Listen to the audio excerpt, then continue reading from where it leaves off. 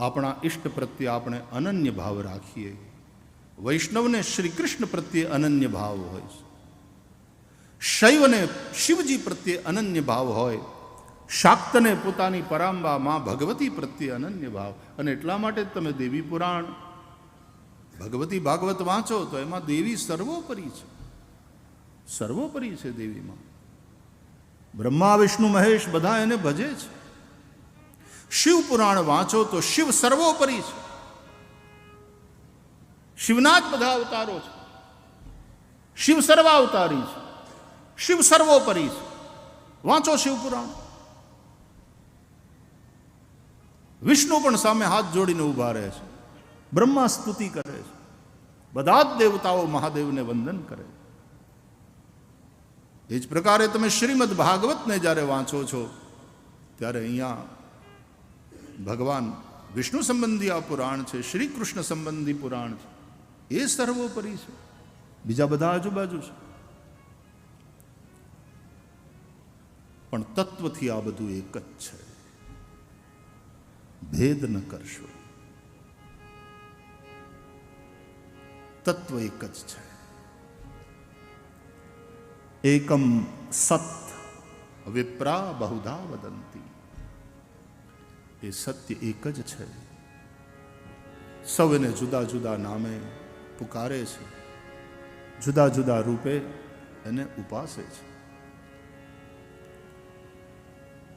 તમારો ભાવ ખોટો નહીં હોય હું એમ માની લઉં છું, પણ તમે જે ભણ્યા છો, કે તમે વાંચ્યું છે, કે તમને જે શીખવાડવામાં આવ્યું છે, એ ક્યાંક ને ક્યાંક બોલવામાં, તમારા વ્યવહારમાં પ્રગટ થઈ જાય, ત્યાં પછી તકલીફ થાય છે. તો નહીં આવું નહીં કરવાનું. બધા જ સનાતન ધર્માવલંબીઓ પણ પૂરા શિક્ષા પત્રી પ્રત્યે શ્રદ્ધા, માન, ખૂબ સારું કામ કર્યું. ભગવાન સહજાનંદ સ્વામી મહારાજે કેટલું સરસ લોકોને નિર્વ્યસની બનાવ્યા, કેવી રીતે લોકોને ભગવાન તરફ વાળ્યા. અને શિક્ષાપત્રીમાં રામાનુજાચાર્યનું વિશિષ્ટાદ્વૈત દર્શન એ અમારું દર્શન છે, આવું સ્પષ્ટ લખ્યું. રાધા કૃષ્ણ દેવ ઉપાસ્ય છે એવું સ્પષ્ટ લખ્યું. ભાગવતમાંથી કોને માનવું, ભગવદ્ ગીતા, બધી એકદમ સ્પષ્ટ વાતો ભગવાન સહજાનંદ સ્વામી મહારાજે લખી છે. આપણે એમાં ઘાલમેલ ન કરીએ, જે શુદ્ધ છે એને શુદ્ધ રહેવા દે. દરેક આચાર્ય મહાપુરુષોએ ખૂબ ઉપકાર કર્યા છે આપણા ઉપર, આપણે એના ઋણી છીએ. શ્રી આદ્ય શંકરાચાર્ય ભગવાન હોય, ભગવાન રામાનુજાચાર્ય હોય, મહાપ્રભુ શ્રી વલ્લભાચાર્યજી મહારાજ હોય, નિંબાર્કાચાર્યજી હોય, મધ્વાચાર્યજી હોય,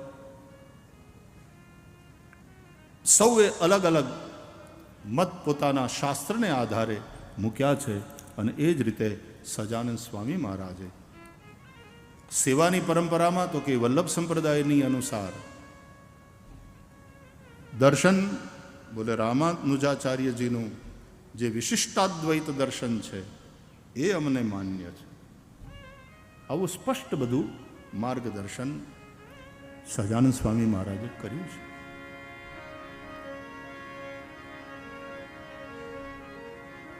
જે એનો બોલાવીએ આપણે આ બધી વાતોનો જે થાય એ તકલીફ છે. બોલ લક્ષ્મીનારાયણ દેવની જય, રાધા કૃષ્ણ દેવની જય, નરનારાયણ દેવની જય, દ્વારકાધીશ ભગવાનની જય, શ્રી વૃંદાવન વિહારી લાલની જય, સહજાનંદ સ્વામી મહારાજની જય. જય થાવ, જય થાવ, ધર્મની જય થાવ, સદભાવની જય થાવ. સાવધાન સાવધાન, સંભલો સંભલો સંભલો. પુસ્તકો થોડા બદલાવવા પડે તો બદલાવો, ચોપડા હરખી રીતે. એટલે તથ્ય છે, એમાં કોઈ સવાલ નથી, ઇતિહાસ છે, અને કેટલી સરસ વાત કહેવાય કે ગુણાનિતાન સ્વામી પધારે, જલારામ બાપા એને પોતાને ત્યાં અન્ન ક્ષેત્રમાં લઈ જઈ પ્રસાદ. આ આપણી ગૃહસ્થોની પરંપરા, ગૃહસ્થ ભક્તોની, ગૃહસ્થ સંતોની પરંપરા. કેવા વિરક્ત સંતો પ્રત્યે અનુરાગ. બાપુ પધારો, સ્વામી પધારો, આપ પ્રસાદ લો.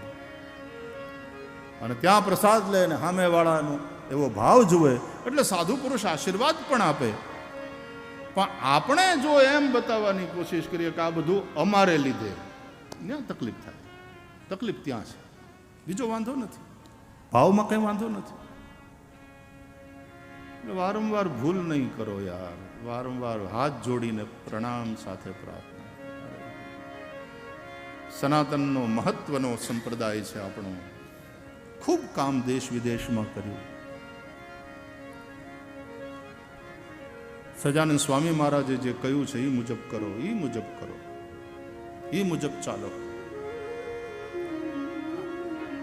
અમે માનીએ ધર્મ એમ નહીં, ધર્મ કે એને માનો. ભગવાન સહજાનંદ સ્વામી મહારાજે કહ્યું છે એને માનો, એ વાતને માનો. કૃષ્ણ પરમાત્માએ આપણને જે કહ્યું છે ભગવદ્ ગીતામાં એ માનો. અમે માનીએ એ ધર્મ એમ નહીં. તસ્માત શાસ્ત્રમ પ્રમાણંતે કાર્ય વ્યવસ્થિત. શાસ્ત્ર પ્રમાણ છે. અને ભગવદ્ ગીતા એકમ શાસ્ત્રમ દેવકી પુત્ર ગીતમ. કોઈ એકને પકડી રાખો, ભગવદ્ ગીતા પકડી રાખો, એકે હજારા. એકો દેવો દેવકી પુત્ર એવ. અનન્ય ભાવથી દેવકી પુત્ર શ્રી કૃષ્ણને ભજો છો તો શ્રી કૃષ્ણને ભજો, ભોળાનાથને ભજો છો તો ભોળાનાથમાં પૂરી શ્રદ્ધા. એ તમારા માટે સર્વોપચારી, સર્વોપરી ને સર્વાવતારી ભોળાનાથ. માતાજીને ભજતા હોય તો આપણી માં પરાંબા ભગવતી આપણા માટે સર્વોપરી, અને એ જ જુદા જુદા રૂપે પ્રગટ થાય. માં કાળી ને કલ્યાણી હો માં, જ્યાં જોઉં ત્યાં જોગમાં. એ માને પહેલા તે યુગમાં જાણી મોરી માં, જ્યાં જોઉં ત્યાં જોગમાં. આપણા સનાતન ધર્મમાં પંચદેવોપાસનાની વાત છે. 5 દેવો: સૂર્ય, ગણેશ, પરાંબા ભગવતી માતાજી, ભોળાનાથ અને વિષ્ણુ ભગવાન. આ પંચદેવો સનાતન ધર્મમાં. એ 5 દેવતાઓના અનુસાર તમારા ઈષ્ટદેવ પ્રમાણે પંચાયતનની રચના થાય. સૂર્ય પંચાયતન, ગણેશ પંચાયતન, દેવી પંચાયતન, શિવ પંચાયતન, વિષ્ણુ પંચાયતન હોય તો આ 5 મૂર્તિ. પણ સૂર્ય પંચાયતનની રચનામાં સૂર્યનારાયણ વચ્ચે ઈષ્ટ. આપણે સુરત દેવળ, અમને સૂર્યનારાયણને ભજનારા આપણા આ ક્ષત્રિયો, સૂર્યનારાયણને ભજનારા. ભગવાન રામ સૂર્યવંશમાં પ્રગટ થયા છે. સૂર્યના મંદિરો છે આપણે ત્યાં.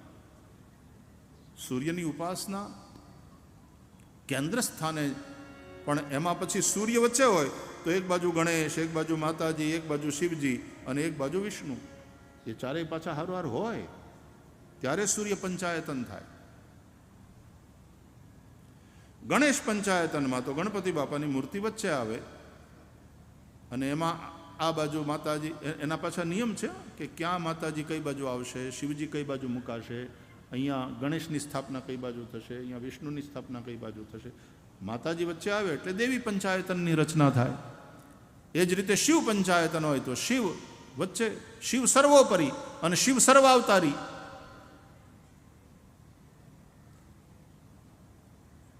શિવપુરાણ વાંચો એટલે શિવજીના કેટલા અવતારોની કથા છે. આ બધા શિવજીના અવતારો છે, શિવ અવતારી છે. કૃષ્ણ પરમાત્મા ભાગવત વાંચો તો આ બધા અવતારોની કથા, 24 અવતારોની કથા. અને એમાં વૈષ્ણવો એમ કહે કે કૃષ્ણ અવતાર નથી, કૃષ્ણ અવતારી છે. એટલે કે બધા અવતારોનો અવતાર, એટલે કે સર્વોપરી, એટલે કે સર્વાવતારી કૃષ્ણ પરમાત્મા રાધા કૃષ્ણ દેવ. કૃષ્ણને ભજનારા માટે સર્વાવતારી, સર્વોપરી.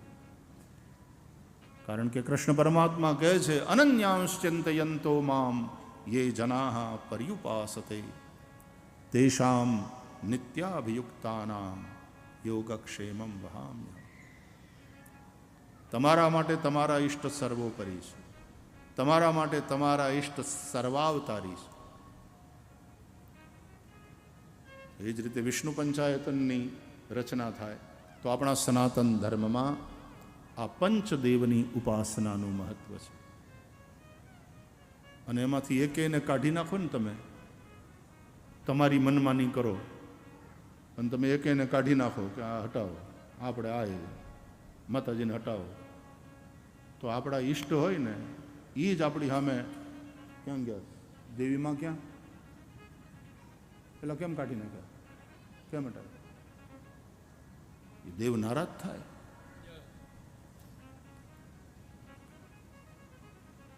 સહજાનંદ સ્વામી મહારાજની કેટલી સમજદારીપૂર્ણ અને ઉદારતાપૂર્ણ વિચારધારા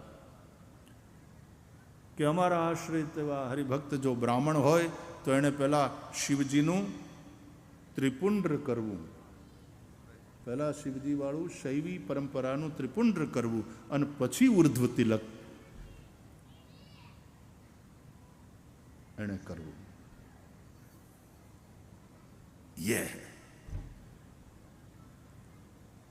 આપણા મહાપુરુષો પ્રત્યે વફાદાર રહી, એમની વાણી એના પ્રત્યે વફાદાર રહી અને આપણે સાધના કરવાની છે, શ્રદ્ધા રાખવાની છે.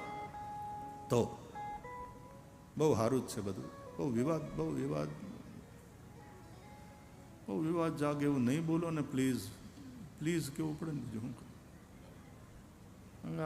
આ બધું આવું થાય એ સનાતન માટે સારું નથી. એટલે તમે સમજો ને વાલા, સમજો નહીં તો આવડા કોઈક સમજાવશે તમને, એના કરતા સમજો ને.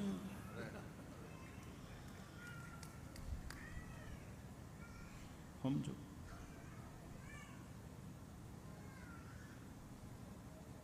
સમજદાર માણસ શાનમાં સમજી જાય, પછી વારંવાર ભૂલનું રિપીટેશન ન થવું જોઈએ. ભગવાન આપણને બધાને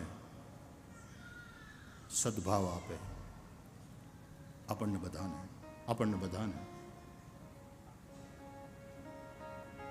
તમે સમજાય છે ને હું આજે બોલું છું? આપણને બધાને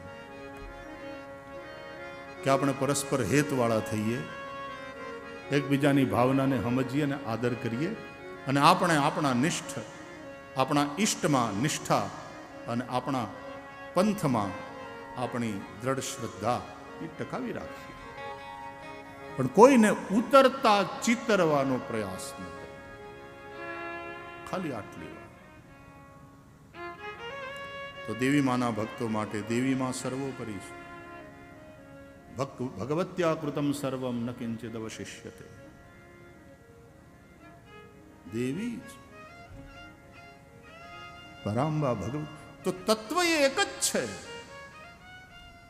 અને એક જ તત્વના આ જુદા જુદા રૂપ. આવું સ્પષ્ટ રીતે વેદોએ, ઉપનિષદોએ, પુરાણોએ આપણને સમજાવ્યું છે. સદભાવ આપે આપણને બધાને. તમે સમજાય છે ને હું આજે બોલું છું? આપણને બધાને કે આપણે પરસ્પર હેતવાળા થઈએ, એકબીજાની ભાવનાને સમજીએ અને આદર કરીએ, અને આપણે આપણા ઈષ્ટમાં નિષ્ઠા અને આપણા પંથમાં આપણી દ્રઢ શ્રદ્ધા એ ટકાવી રાખીએ. પણ કોઈને ઉતરતા ચિતરવાનો પ્રયાસ ન કરે. ખાલી આટલી વાત. તો દેવી માના ભક્તો માટે દેવી માં સર્વોપરી છે. ભગવત્યા કૃતમ સર્વમ ન કિંચિદ અવશિષ્યતે. દેવી જ પરાંબા ભગવત. તો તત્વ એ એક જ છે અને એક જ તત્વના આ જુદા જુદા રૂપ, આવું સ્પષ્ટ રીતે વેદોએ, ઉપનિષદોએ, પુરાણોએ આપણને સમજાવ્યું છે. સાધુ સંતોની વાણીમાં આપણને આ જ સાંભળવા મળે છે.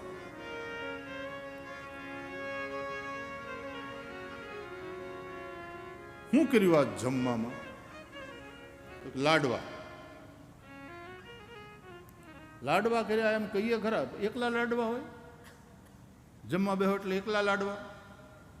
તો કેમ ભાઈ, અરે કંઈ દાળ ભાત શાક પૂરી એવું કંઈ નથી? તો ના, તમને કીધું તો ખરું, લાડવા.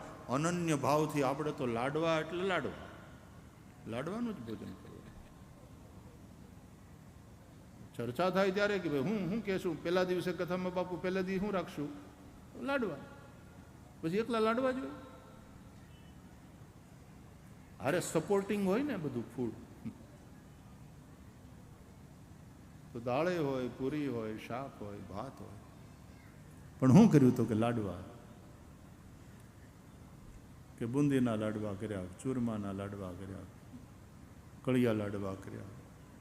કે શું આપવું છે લગ્નમાં આપણે? તો જલેબી. પણ જલેબી એટલે એની સાથે પછી હોય એમ, એ જલેબી તો મુખ્ય, લાડવા મુખ્ય, પણ એની હારે બધું હોય એટલે બીજાને હટાવવા નહીં. એ એકલું ગળ્યું ખાવ તોય મોઢું ભાંગી જાય, આપણી ભાષામાં મોઢું ભાંગી જાય. તો લાડવાની મજા આવવી જોઈએ ને.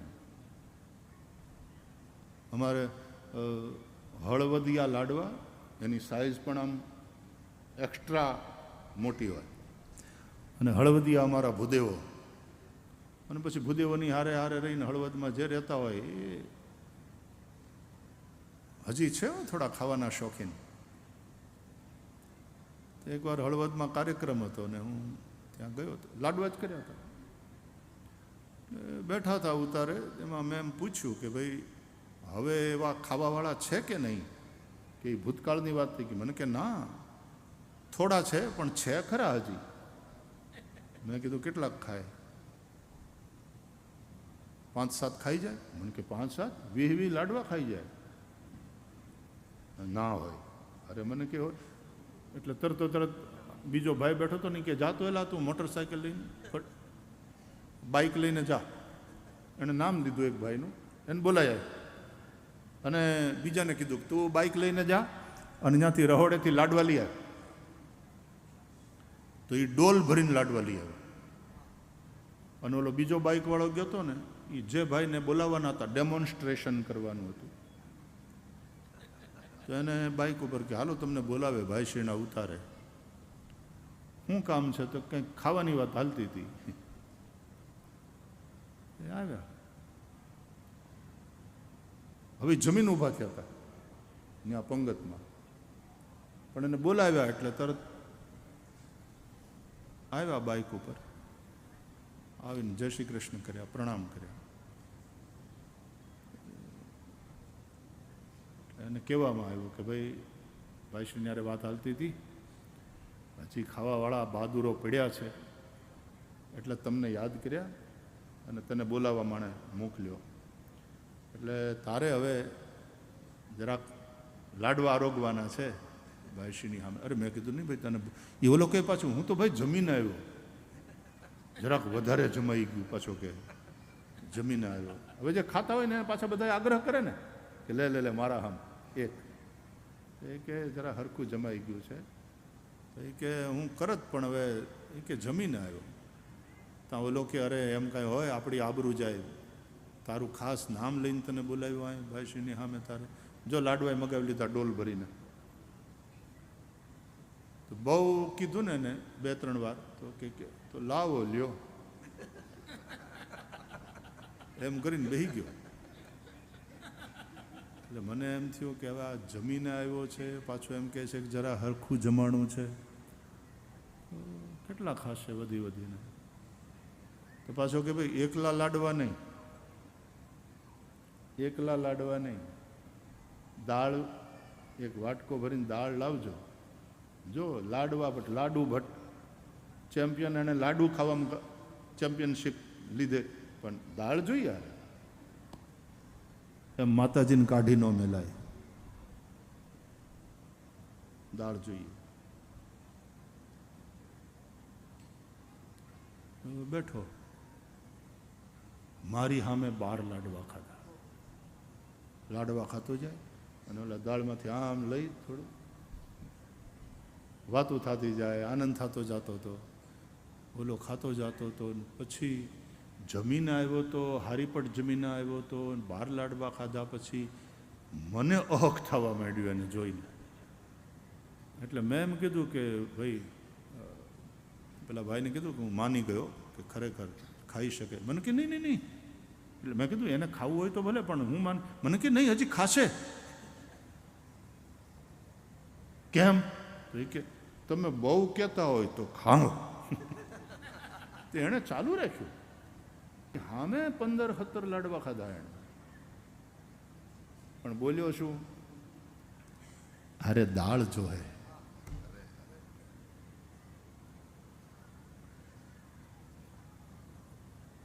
આપણા ઈષ્ટ પ્રત્યે આપણે અનન્ય ભાવ રાખીએ.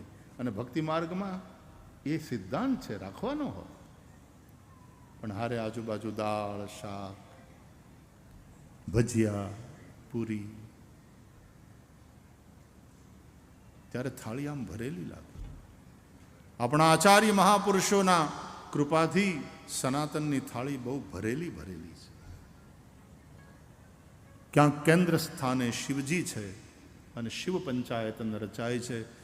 ક્યાંક કેન્દ્ર સ્થાને પરાંબા ભગવતી છે અને દેવી પંચાયતન એની રચના થાય છે. ક્યાંક કેન્દ્ર સ્થાને ભોળાનાથ છે અને શિવ પંચાયતનની રચના થાય છે.